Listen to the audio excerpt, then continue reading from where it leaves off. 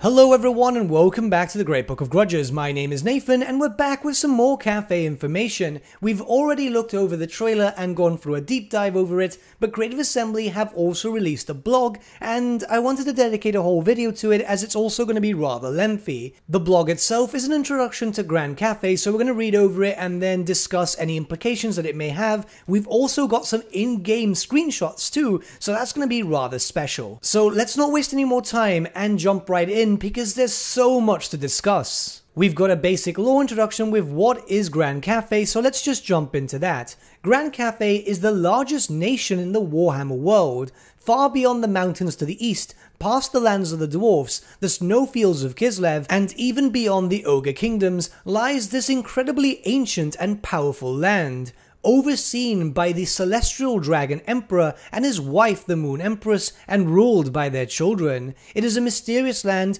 of an incredible military might. Massive terracotta statues come to life to defend the Grand Bastion against the floods of chaos that come to Grand Cathay's doors. Dragon-blooded sorcerers wield the magic laws of yin and yang in harmony to blast the enemies from the battlefield. Powerful artillery and well-drilled troops numbering in the thousands slay any enemy that dares take one too many steps. Okay, so there's a few things to talk about here. They actively mention the Ogre Kingdoms, which once again kind of reinforces that they're going to be the pre-order DLC, though we still haven't had an official announcement yet. There is a major lore change here where Grand Cathay is overseen by the Celestial Dragon Emperor and his wife the Moon Empress, but it is ruled by their children, and we're gonna see their children in just a few moments, but that's different. The children themselves are very new to the lore, and of course we were expecting lore changes, so there, I guess this is kind of interesting, and we're gonna have to wait and see how everything plays out. But we'll have a small introduction to them in just a few moments. Yin and Yang makes a reappearance in lore. Funny enough, these were always considered to be a lore of magic, but were interpreted as their own version of high magic and dark magic. Though we've already seen this lore of magic, I'm not too sure which one, as it seems to imply that there's two, in the trailer, and it is very, very different, so we're expecting two completely unique lores, so yeah, that should be pretty cool. Now, one thing that does strike out to me is the Blood Dragon Sorcerers. Does this mean that we will get multiple different lord options that will be able to turn into dragons, maybe even heroes too, in a very similar sense to the Legendary Lord on the trailer, which was able to transform into a big, powerful dragon? That should be quite interesting, and it might add in a completely new meta, a character that you can keep hidden between ranks, or if you want to just go full ham, turn them into a dragon. We know about people being able to transform into dragons. In fact, the lore kind of put it that they were dragons that turned into people, and this seems to be the way here. We're gonna have to wait and see though, as obviously more lore tidbits will come out in the future, but everything so far sounds cool, like I'm gonna say it honestly. The next section is called Whoa, Y'all Just Come Up With This? And it goes as follows. Well, not quite. Grand Cathay was first mentioned in the 2nd edition of Warhammer Fantasy Battles and has made sporadic background appearances throughout its history. Games Workshop have created and reimagined all those fleeting references into an army, and we've put that army along with their empire into Total War Warhammer 3. This includes their own characters, units, magic, history, and much more. Much like Kislev, it's been an exciting and collaborative process with Games Workshop, and they will have several bits of news and information on their community site too. Okay, so regarding the community site, we're going to have another video dedicated to that too, as obviously we want to do a bit of a deep dive. Now, the most important thing here is that Games Workshop have looked throughout all the references from 2nd edition onwards, it seems, to be able to actually have a concrete reference on how to create Cathay. That's a good thing, because many of us were worried that they were just going to completely do everything from scratch, but it looks like they're going back through all the lore. From a tabletop perspective, that's absolutely fantastic, as, you know, many of us, including myself, have been in the hobby for decades at this point, and we were worried that it was going to be something that we don't recognize, but so far what we've seen through the trailer, and even this little tidbits that we've seen through this blog so far, it shows that it is still Grand Cathay that we knew, well, we knew very little of, and it's still there. The next section is Who are Grand Cathay's Legendary Lords, which goes as follows. For Total War Warhammer 3, Cathay's playable legendary lords are Zhao Ming, the Iron Dragon, ruler of the Western Provinces and Lord of Shangyang, and Miao Ying, the Storm Dragon, ruler of the northern provinces and commander of the Great Bastion. Okay, that's pretty cool. Miao Ying is featured in the trailer above, that we've already covered, while you get your first glimpse of Zhao Ming next week. In addition, we'll have much more information about both as we continue to introduce this mighty nation and its heroes to the world. Okay, so they've split Cathay into multiple areas, which kind of makes sense. It's rather interesting that we have the ruler of the western provinces and the ruler of the northern provinces and commander of the Great Bastion. This kind of makes sense as we have to look at it this way. In the western side, we have the Ogre Kingdoms, the Chaos Dwarves, and so on. These are the obvious threats, and it's what really will link up to Kislev eventually. And obviously, when it comes to the northern provinces, that's where the Great Bastion is. That's where it links up to the Realms of Chaos eventually if you travel up to north. So she seems to be the first line of defense versus the Chaos Hordes, and Zhao Ming seems to be focused around defending against the Ogre Kingdoms. We did have a little bit of a lore tidbit in Warhammer Fantasy Roleplay where they were looking to subjugate them, so we're going to have to see how that goes. But this is pretty cool. We won't have to wait too long for Zhao Ming. I'm actually pretty excited about this, and we're going to have to wait and see. Okay, next section. Hold on, dragons. The rulers of Cathay are immortal dragons who can take human form. As well as being extremely cool, this makes them incredibly powerful combatants, amazing sorcerers, and natural leaders. We'll dedicate a bit of time to that topic soon. We've got a little picture there too to showcase that off, and yeah, I mean, this sounds awesome. This is something from lore. I'm really curious about this. I can't wait to get more information, as this has always been something in lore which was mentioned but never really fleshed out, and I really want to see how this works, because if we're going to start getting dragons that can cast, that's great. That's going to show off the capabilities for loads of different things in the future. Spellcasting dragons are going to be really, really cool. I love the look of these dragons. I mean, damn, this is so cool. I really, really can't wait to see how these are going to play on the battlefield. They do sound a little overpowered, I must admit, but we're going to have to wait and see. Can you just transform once? Can you transform back and forth? It's a curious thing, isn't it? Okay, next section. Alright, but what about the Celestial Dragon Emperor and his wife, the Moon Empress? Fair question. Yes, the Celestial Dragon Emperor still rules over Grand Cathay. He spends his time in the Celestial City above Wei Jin, contemplating the destiny of the Empire with his wife, the equally revered Moon Empress. They are the true power couple of the Warhammer world, older than most of the gods, for they have existed when the planet was colder, before even the Old Ones came and pulled it closer to the sun. As they rarely leave the celestial court, and their power level is frankly on par with most gods, we knew that they were not the right candidates to be Cathay's legendary lords. In much the same way, you're not actually playing and deploying Khorne or Nurgle to the battlefield. Instead, their children provide a much more interesting prospect for the game. They are still extremely powerful characters with compelling family dynamics. Spoiler, the siblings don't get on, but with all the responsibilities of ruling and protecting great swathes of Cathay. Okay, so there's a few things to discuss here. So, the Celestial Dragon Emperor and the Moon Empress are still in the world, yet we won't be able to play as them. Hopefully they will somehow have some presence in-game though, possibly as advisors, quest givers or something, as it would be a shame to not have their presence whatsoever. And yeah, I mean, these are two very important characters. Now, one thing we need to talk about here is, yeah, something's changed here dramatically with lore. The lore was always a bit strange here, where there was multiple mentions of different Dragon Emperors, but then there was mention of a long-standing Dragon Emperor. It really depends on what part of the lore that you're looking at, but what really throws me off here is that they're actually really ancient now, even ruling or existing long before the Old Ones arrived. This is like massive. There are not a lot of creatures living or unliving in the universe of Warhammer Fantasy which existed before the planet was reshaped by the Old Ones, so this is going to be really interesting, and this is going to require a lot of new lore by Games Workshop, possibly even some Old One stuff, because, yeah, this leads to a lot of questions. Lastly, yeah, we have siblings, and yeah, they don't get along. It's a little disappointing here, because obviously we know for Kislev we have Catherine and Konstantin, and they don't get along either. I'm not too sure where they're going with this. I mean, it's not a bad decision, because, you know, siblings tend to fight, but you'd expect, being from Grand Cathay, you might have some commanders that will get along, especially given all the threats. Though we don't exactly know what this is. Maybe they just don't have the same ideas when it comes to how the land should be ruled, but they still get along with the normal diplomatic sense. We're going to have to wait and see, but some clarity would be nice. But yeah.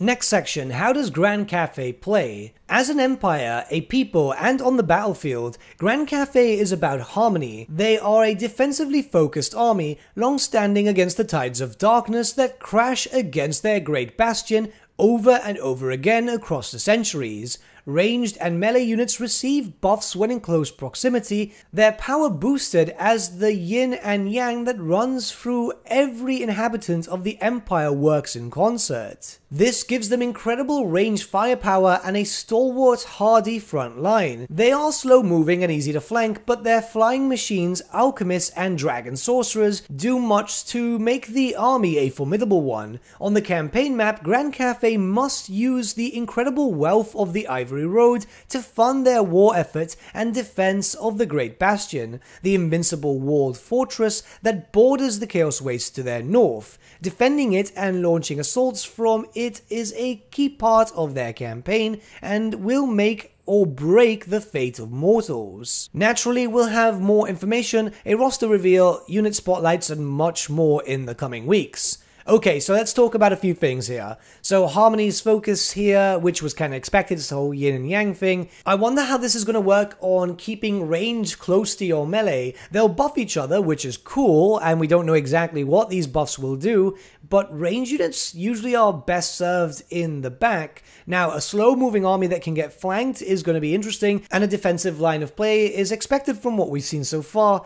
I can't wait to see how this is going to go. Is this going to mean that we're going to focus on a very similar playstyle to the dwarves, where we hang back and wait for them to come to us as we pepper them with loads of firepower and make them come to us? I don't know. It's just very strange. We haven't really seen too much just yet, so we're going to have to wait and see. I am curious, and this does sound really interesting though. The campaign map thing, well, we knew that the Ivory Road was going to feature in one way, shape or form, and it's going to fund their war effort and defense of the Great Bastion, so I'm imagining that we're going to have to build up the Ivory Road as some sort of technology tree or something like that. Maybe it's linked to some settlements that you're going to have to build up, but these are some special settlements that only focus on economic stuff. I don't know, it's obviously very curious because we're at the very beginning of Cathay and we know little to nothing whatsoever right now. And here we have some concept art of one of the units, which seems to be able to use the halberd, some swords, and I'm imagining that's a crossbow or a small firework launcher or something. We're going to have to see what that is. I love the armor look. It looks really, really fun, very stylized. This is something that we expected from Grand Cathay. It's got a lot of dragon stuff because obviously, you know, this is a land of dragons. And I don't know, I just really, really like this. Yellow is one of my favorite colors too, so yeah, I might be biased here. Next section, what can I expect units-wise?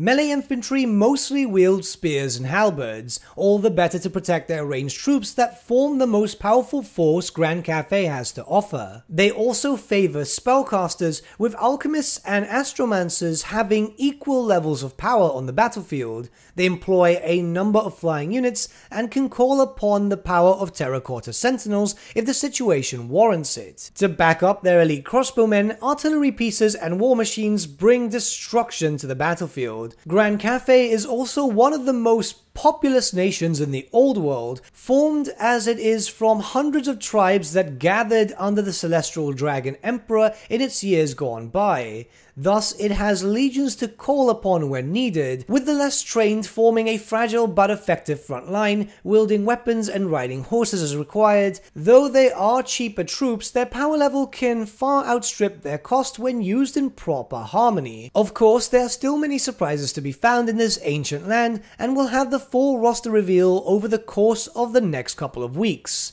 Okay, so we've got a lot of different types of troops here. We've got crossbows, which I don't think we saw in the trailer, and we've got loads of different war machines and so on. That was to be expected.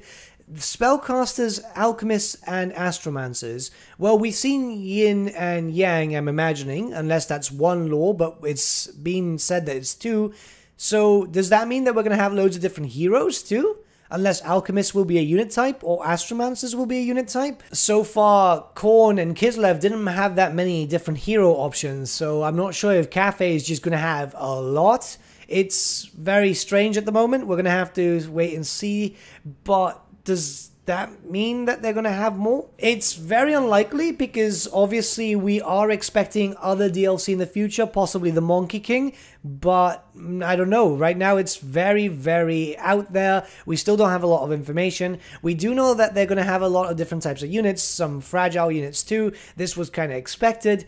Maybe a larger roster than most. Maybe they'll only be able to have one DLC, which is the Monkey King, so they probably just want to give this a bigger roster at the very beginning. Mind you, then we have to look at the fact that the Khorne roster is pretty much complete and only missing a few units here and there, so they're not going to get a lot of DLC too. And they did say that we're going to get DLC for many years to come, but I guess, yeah, it's all a waiting game. Now, of course, many of you want to know about the future of sieges and minor settlement battles. Trust me, I want to know that too, and they gave a little statement about that here. Understandable. As we go into details on the unique defenses of the great bastion that Grand Cathay can take part in, that sounds interesting. We'll also explain how sieges play in Warhammer 3. Beyond that, well, you can probably guess from the trailer who gets the highlight once Grand Cathay have had their moment in the sun. Spoiler alert, it's Tzeentch if you haven't seen the trailer, but yeah, you know. Welcome back to Total War Warhammer 3. Grand Cathay is here, and they will stop at nothing to destroy the forces of Xiangxi, that's the name of Tzeentch in Cathayan, by the way, and protect their empire. We'll continue in earnest next week with a look at the lands, lore, and history of the mighty Eastern Empire. There's a lot to discuss, obviously, next week, and we'll have some discussion videos coming out this week. I want to talk about a few things that we know about Tzeentch so far through the trailer, so the wait won't be too long as we wait until next week. But yeah, I mean, this is sounding rather awesome, and there won't be too long now. We'll have another video coming out in just a short time too. Now, before anything, we do have some in-game screenshots, so we should look at those too. Okay, so we have a battle here, which is rather interesting. We seem to have a few things that we need to talk about, as well, there was some stuff that wasn't shown in the trailer.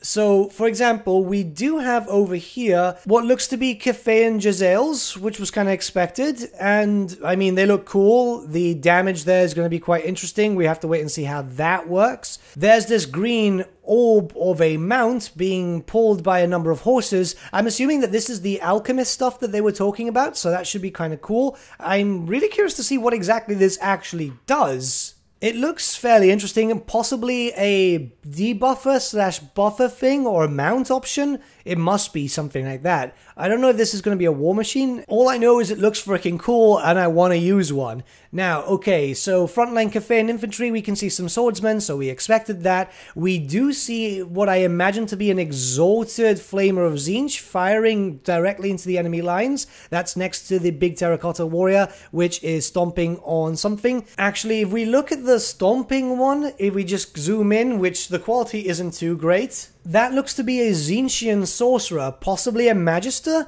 He's casting a spell which I honestly don't recognize, but that is rather curious. We're going to have to wait and see from that.